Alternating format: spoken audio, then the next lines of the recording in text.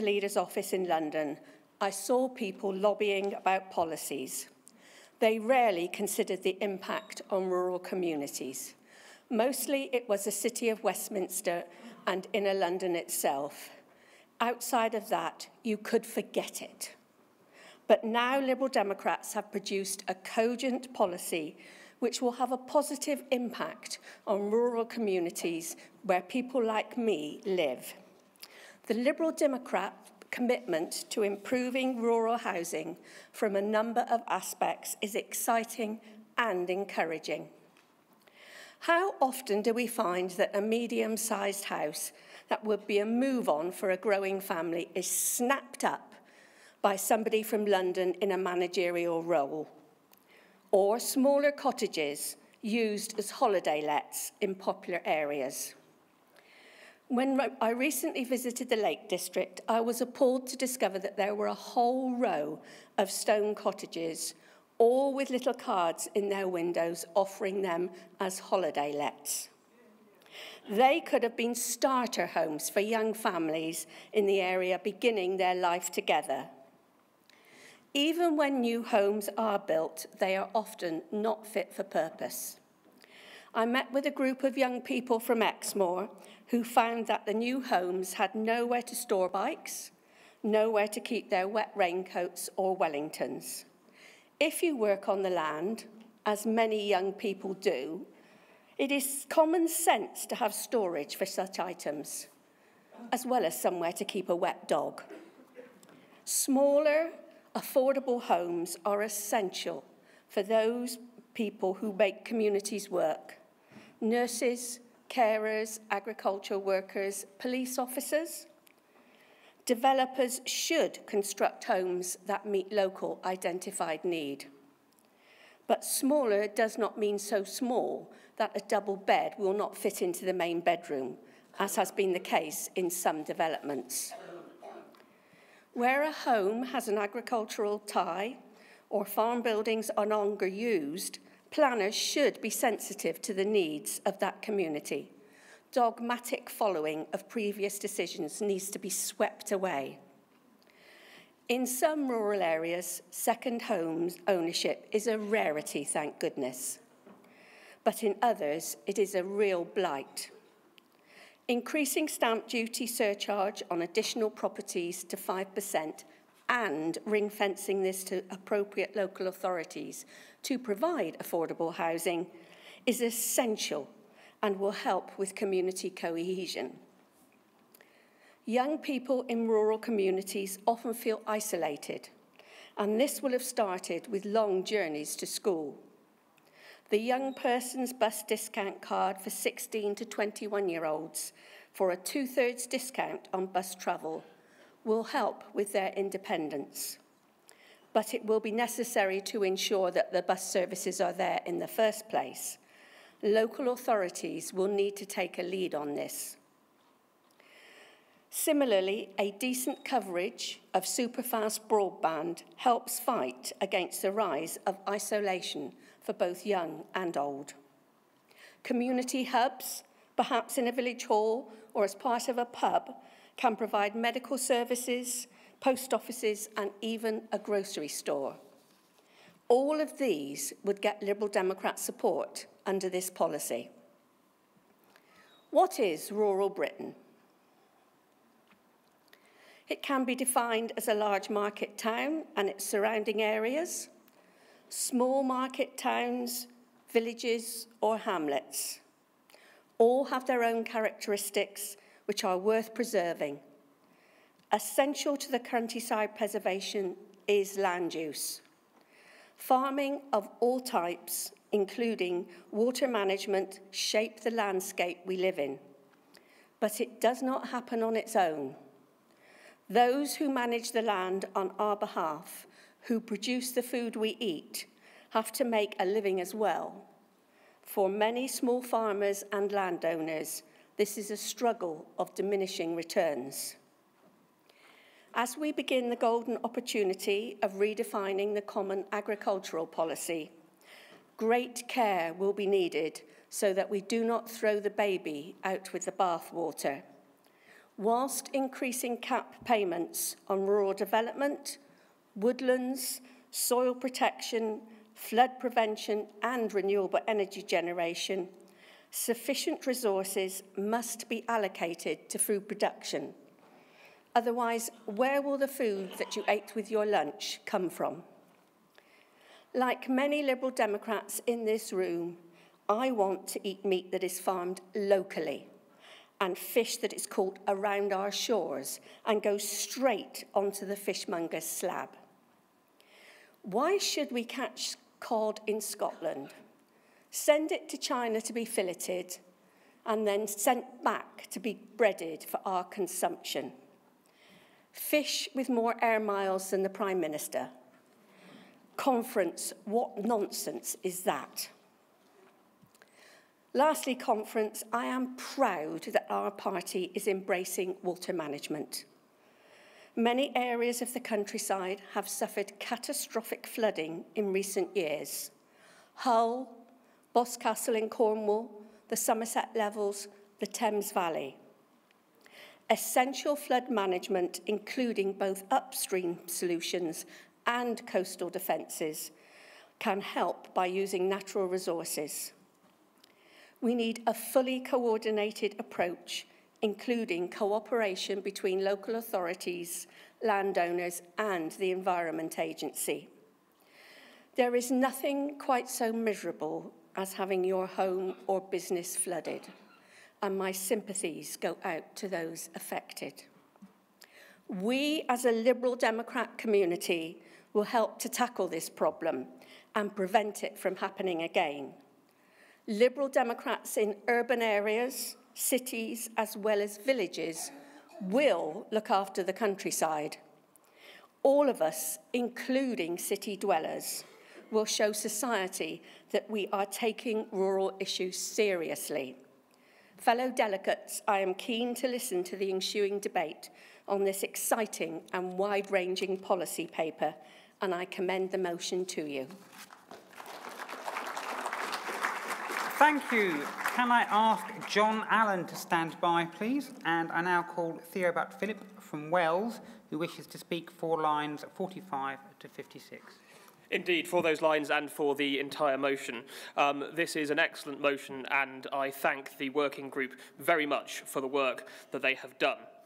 I was the candidate at 2 general elections in Bridgwater and West Somerset, a beautiful part of the world, including the Exmoor National Park, or the vast majority of it.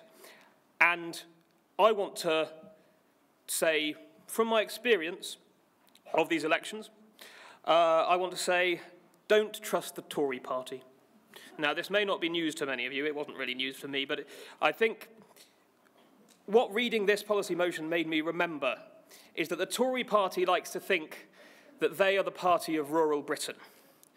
But if anyone spent any time in rural Britain, you would seriously wonder what it is the Tory party has been doing to help.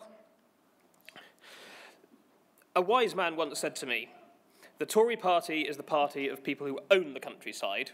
We're the party of people who live there and work there. So I'm very grateful that we have this policy proposing support for the vital community infrastructure that makes our villages and towns in the west of England and in the north and in all of our rural areas tick. We've spent years seeing our post offices decimated, seeing our pubs decimated, seeing small schools close, and seeing our bus services fall by the wayside. In 2 recent elections, in the last 12 months, 2 by-elections in West Somerset, the smallest and most rural local authority in the country, won by the Liberal Democrats because we were the ones campaigning against the cuts to the bus services, against the cuts to community facilities, in favour of affordable housing. West Somerset needs support. West Somerset needs community infrastructure. West Somerset needs this policy. Please vote for it. Thank you. Could I ask Liz Leffman to stand by, please? And I now call John Allen from Oxford West and Abingdon, who wishes to speak against lines 67 to 80. Fellow Liberal Democrats, I think this section of the paper shows a negative effect on party policy of our exit from Brexit strategy. We spend a large chunk of the motion, lines 69 to 77, talking about amending the CAP. We're leaving it in about a year, effectively, and it becomes irrelevant after that. We've always called for amendment of the CAP. In fact, we have called for its effective abolition, because it is fundamentally illiberal. It transfers money from consumers, who are mainly German, to landowners, who were mainly French landowners, most of the money going to the richest. This paper recognises this in the section, but is drafted in a way that can't say it, that can't say that effectively we believe in its abolition. So poor people in Europe are going to continue to pay more for their food, and even poorer people in the third world will be prevented from enriching themselves by selling to us. This has always been morally indefensible, and all we can do is talk about amendments. In fact, the whole section, section 6 of the paper acknowledges uncertainty, but in paragraph 617, it continues to demonstrate either a lack of understanding of what the World Trade Organization rules will mean when we leave, or is trying to hide what the implications of WTO and Brexit are. It talks about high tariffs without saying that those are the EU tariffs. We will be able to choose what tariffs we set when we leave. And surely we should only be talking about zero tariffs on food. We don't charge VAT on food. That's always been a political no-no. And for exactly the same reason, there's even less justification for taxes on imports of food. Conference, might I suggest that we can start in policy terms being radical and going back to liberal democracy, which was always against taxation of food and indeed for unilateral free trade, which is the logical solution to this. This would mean a large changes, yes, in agriculture, but agriculture has always been needed large change. We should be proud to go back to our roots and go back to some sensible, radical policies. Thank you. Thank you. Can I ask David Graham to stand by, please? And I now call Councillor Liz Leffman from Witney, who wishes to speak for the motion as a whole.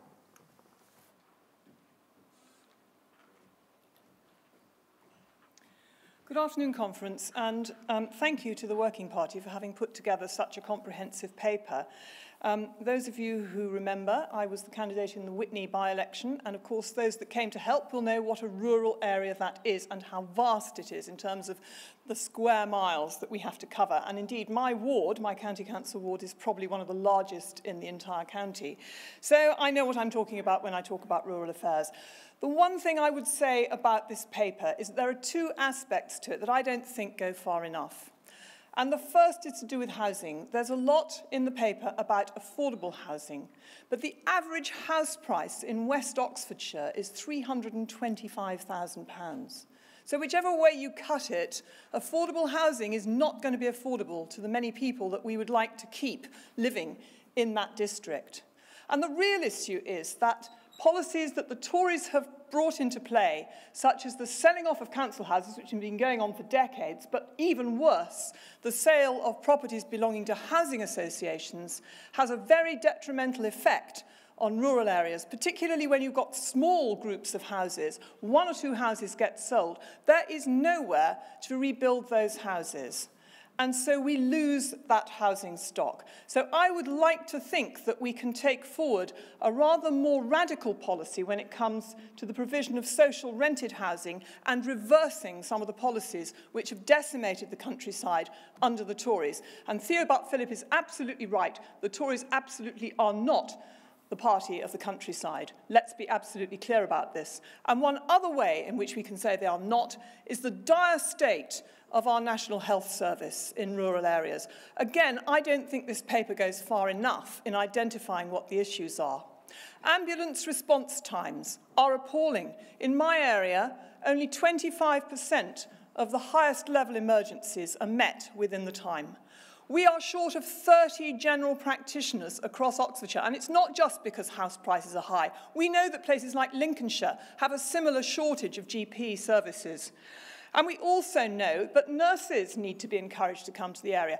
Quite recently, somebody told me that he'd been given a 3-week waiting time to see a nurse. And I know that on average, in places like Witney, the waiting time to see a doctor on a non-emergency appointment is 4 to 6 weeks. This is simply not good enough. It is well below what you would expect in an urban area. It's something that we need to address. So there are many things in rural areas that I'm afraid have not been covered by this paper. I would like to hope that we could go into much greater detail on some of these things, especially given that we have an increasingly large older population in our rural areas who are in need of hospital services, nurses and GPs. And unfortunately, simply saying we're going to put a few hubs with medical services in various villages is not enough. I commend this to you, but let's think a little bit out of the box going forward on rural affairs. Thank you. Thank you. Can I ask Jane Dodds to stand by, please? And I now call David Graham from Barnet. Conference. There are many aspects of this policy motion which are to be commended, but the lines I'm speaking against are counterproductive and would not lead to more affordable housing, which is the goal, but would lead to less housing in very rural areas. The policy paper that was presented said, and it's page 11, there has been a consistent failure to deliver sufficient affordable housing stock in rural areas, and the reason identified there is this. It says a substantial barrier to building the homes needed is the planning system, the inflexibility of which can deter developers from pursuing projects in rural communities. And yet what we're proposing is in this motion to give a right or really a requirement for all development of 2 or more houses in very rural areas, or a slightly higher number in slightly less rural areas, to be, quote, affordable. Well, what does that mean? What we're doing, and it's a symptom of the system where we're expecting the private market to supply at not-for-profit rates. It's a category error. It's taking a command approach, but saying actually we're expecting the private sector to deliver. What's the problem? Well, we don't actually define affordable in the motion, but the general definition in current government policy is 20% below market rates. And that's not related to the real incomes in the particular area. It's a discount from the market. So it doesn't actually address genuine affordability. But that's what I assume this is looking at. Now, unfortunately, because there's been a lack of council house building and housing association building, we're relying on the market to deliver those houses that we say we want and need. Commercial developers expect a 15 to 20% profit margin as a percentage of the gross value of the sales of the housing. If you require housing to be provided without making a profit, the housing simply will not get built. So we won't have the housing, affordable or otherwise, in rural areas. So we must focus on cutting the costs of land, of construction, and of increasing incentives for developers to build the houses, for instance, by not taxing the profits if we want them to accept lower margins. And we've got to get more council building. But if we have a requirement like this, the houses are simply not going to get built because we're asking developers to act as charities and they're not going to do it. Thank you.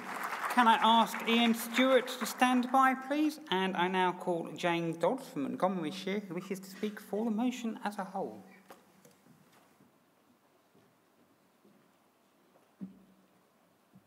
Well, Prynhawn da Cynhadledd, good afternoon, conference. Diolch yn fawr iawn am ddod ymlaen I gwrando ar y cyfeillion hyn. Thank you very much for coming to hear this debate. And I would like to thank those people who have put this motion together. We can all say we want more. We can all say we want this to build on a foundation for us to move forward. And that's exactly what this is about. I'm very pleased to see the beginnings of a vision for the rural communities that many of us come from. I come from Powys, which is the most sparsely populated county in England and Wales. 80% of our land is used for agriculture. In the town that I live in, we have the biggest sheep market in Europe, where every week between 16 and 20,000 sheep are sold, and there is no facility for people to use debit or credit cards. It is all cash. It is all cheques. We also have a challenge in our rural communities with farming and farmers. The average age of farmers is 60. Only 3% of our farmers are under 35. So we have huge challenges. And that's why we have this motion here this afternoon, because rural communities are suffering and are being drained of their services. We're losing our young people. They are leaving us. We are losing our homes to second homeowners. We're losing our jobs to the lack of broadband. And on top of all of that, we are about to commit economic suicide in leaving Europe. We need a very clear vision, which is about building on this motion for more affordable housing, real true affordable housing to keep our young people. We need integrated rural transport. We need grants to farmers for them to diversify. And I'm going to say a personal thing as well, as leader of the Welsh Liberal Democrats. We need to get Liberal Democrat MPs back into rural Wales to make sure we represent the people that live in our communities. Please help us in that. Diolch yn fawr iawn. Thank you. Thank you. Can I ask Conor Dockwra to stand by? And I now call Councillor Ian Stewart from Westmoreland and Lonsdale, who is a first-time speaker at Federal Conference. Yeah, we heard this morning about a first-time speaker after 30 years in the party. I'm only a youngster. I've been in the party for 18 years. But at Cumbria County Council, we Liberal Democrats are in joint administration with Labour. As Deputy Leader of the Council, I have to see that complex and widespread services are delivered throughout a large rural county. I welcome the paper and encourage everyone to vote for it. It's a good step along a complicated path. However, I'm a little disappointed that it's not as bold, it's not as radical, and it's not as ambitious as I would have liked to see. I'll touch on 3 areas where I hope in the future we'll be saying something different. Flooding, connectivity in both mobile and broadband, and finally public transport. I'm sure that those others who have passed comment about affordable rural housing will continue to do so, and I'll just pose whether the 1961 Land Compensation Act needs revisiting regarding the concept of hope value of land. Flooding. It's 27 months since Storm Desmond made a visit to Cumbria, and we're still waiting for some of the identified works to start in order to reduce the threat of flooding in the county in the future. The problem, quite simply, is the Environment Agency, or rather the Byzantine mechanisms whereby flooding prevention activities are funded and managed. If you're particularly interested in flooding issues, look up on the November 2017 House of Commons briefing paper entitled Flood Risk Management and Funding, and there see the extent of the complexity and madness. I'm sure that when we next look at this problem, we might even say that the Environment Agency needs a new remit and structures to deal with climate change. We should be calling out the many Conservatives who remain climate change deniers and who abolish the Department for Climate Change. Let's be bold. Let's be radical. Let's be ambitious. Connectivity. Broadband and mobile. There is no point in 2018 talking about super-fast broadband and 30 megs. Even 3 years ago, it was all about ultra-fast and 100 megs. And now I'd expect there's even another name for enhanced speed. Should we call it super ultra-fast? And with it speeds of not 30 megs, not 100 megs, but why not 1,000 megs? Let's be bold. Let's be radical. Let's be ambitious. Finally, and I know I've not got much time left, connectivity in the shape of public transport. specifically rural public transport. The quip used to be that you'd wait for a bus for ages and 3 would come along one after another. Not in rural areas, where you'll wait for a bus forever because there are none. The core problem here is the deregulation of buses that took place in 1985. Can you draw your remarks to a close, please? I've got two half paragraphs. In rural areas, it caused mayhem, but down to the Thatcher deregulation. Let's take back control. Let's have re-regulation so that rural areas can again have bus services. Let's be bold. Let's be radical. Let's be ambitious. Thank you. Can I ask Robert Douglas to stand by, please? And I now call Conor Dockwra from South East Cambridgeshire, who wishes to speak for the motion as a whole.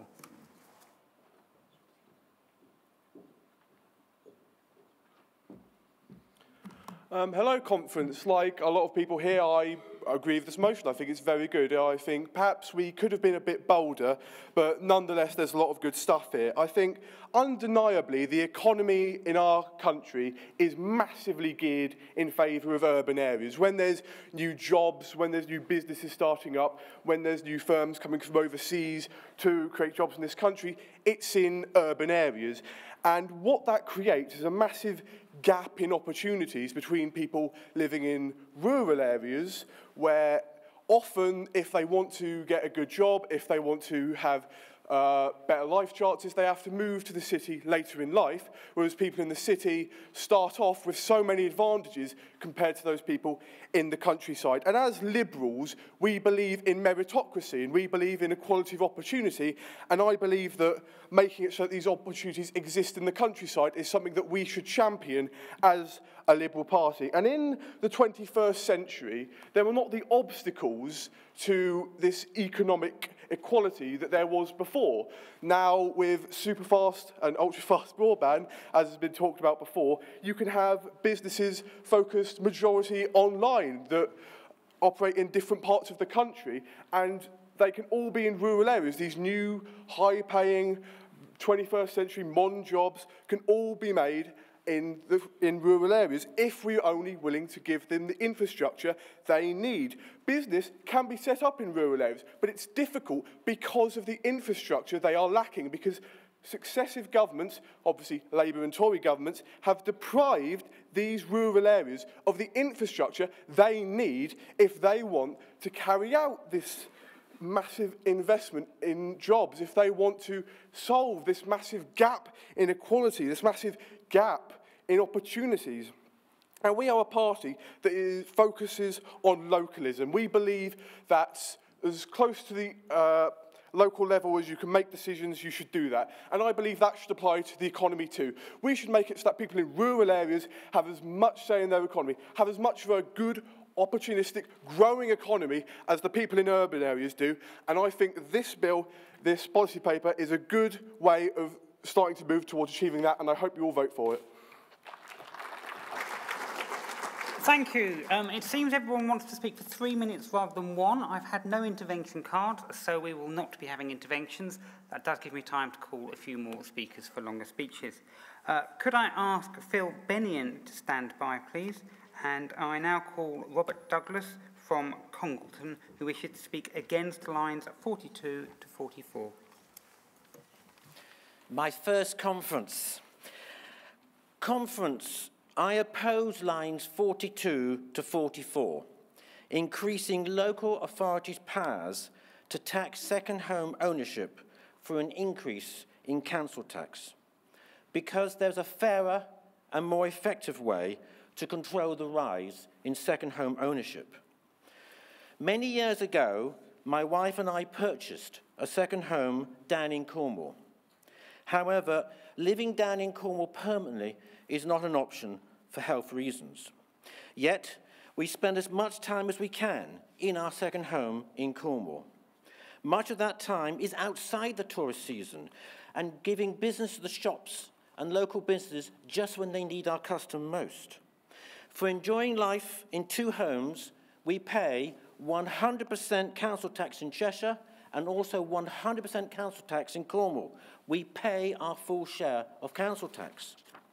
But conference, particularly in tourist spots like Cornwall, ownership of second homes is preventing locals from purchasing affordable homes. But the problem is not caused by those of us who buy just one second home we spend a lot of the year. The problem is caused by those who buy numerous homes for holiday lets for the peak tourist season. To make matters worse, those buying properties for short-term holiday lets do not pay 100% council tax because they are allowed to deduct council tax against their profits.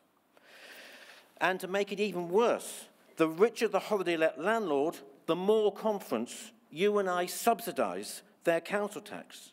The richest holiday let landlords are able to obtain 45% tax relief on their council tax on these holiday lets. This is not right. This is not fair.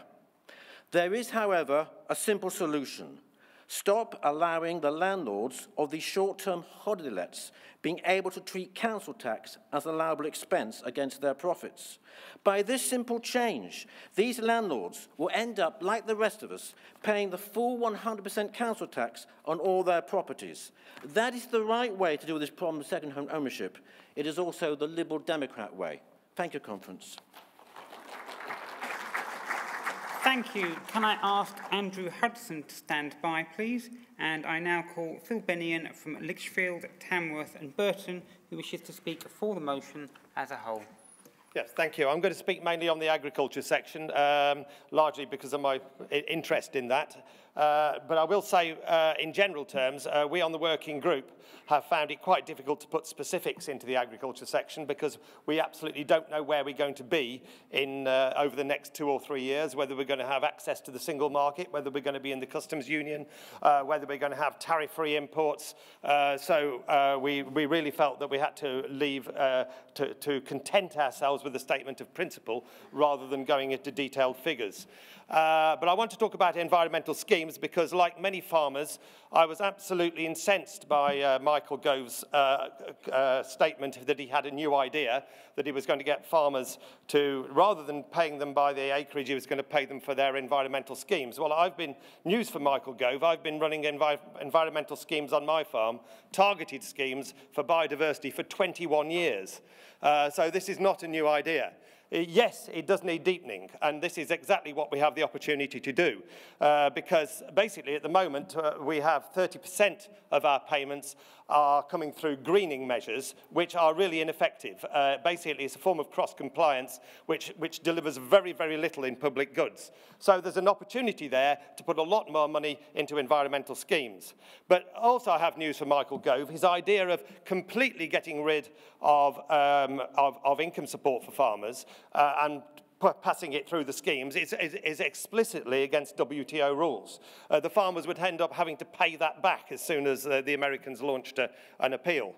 So farm income support is something that we do believe should actually be maintained at least for a while, because we need to make sure our farmers are still on the land and are not pushed out if we have a system which is far, far less generous than the Americans, the Europeans and everybody else when we're in the same marketplace. But there are things in the policy paper that are not in the motion, and the main thing I think we should bring up here is large payments. We do address large payments in the policy paper, and we do that by saying there should be a cap on the largest payments, and we also think it should be a progressive cap, a sort of buttressing, rather like the income tax system works. So a lot of the things that are not necessarily in the resolution. And I also include things like the connectivity brought forward by our Cumbrian speaker a minute or two ago, public transport. A lot of that is in the paper, and we deal with it in fair amount of detail, but it hasn't found its way into the motion. I do think we should have had something in the motion on limiting the largest payments and turning that money into public benefits. Unfortunately, we haven't got a clause there, but I do assure you, by passing the motion, which I assure you we should do, that we are adopting the policy paper as well, and most of these things are dealt with. So thank you. Support the paper. It's progressive. Thanks.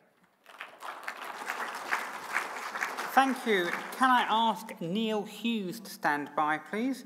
And I now call Andrew Hudson from Barrow and Furness, who has not said whether he's speaking for or against the motion. Hello. My problem with the paper doesn't lie with what is in it, but what isn't.